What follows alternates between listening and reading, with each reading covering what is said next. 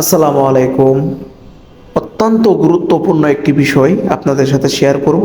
ভিডিওটা কেউ স্কিপ করবেন না, দেখতে হবে, সাথে থাকতে হবে, তাহলে বুঝতে পারবেন। এই যে আমি আপনাদেরকে ফিটনেস দেখাচ্ছি, নতুন বাড়ি, এটা হচ্ছে পুরান বাড়ি। ফিটনেসটা কেন দেখাচ্ছি দেখেন, এখানে বাড়ি রেখে স্টিল প্লেট দিয়ে রিপেয়ারিং করা হয়েছে। তখন কি বাইক থেকে আপনি ভালো পারফরমেন্স পাবেন? প্রিয় ভাই, অবশ্যই ভালো পারফরমেন্স পাবেন না। আমি আপনাদেরকে খুব ভালোভাবে বোঝানোর ট্রাই করতেছি, অবশ্যই বুঝতে পারবেন।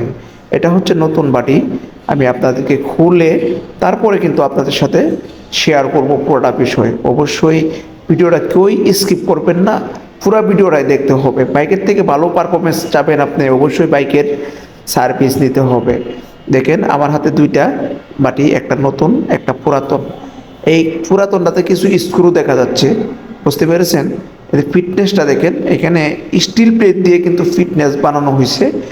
বাট আমি আপনাদেরকে ভালোভাবে বুঝিয়ে দিতেছি, তাহলে বুঝতে পারবেন। আমার হাতে যে স্টিল প্লেটটা, আমি এটা কিন্তু ঢুকাইতেছি দেখেন ভিতরে।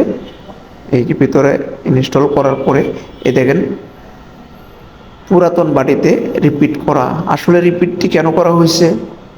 বাইকের পারফরমেন্স তো ভালো পাবেন না আপনি।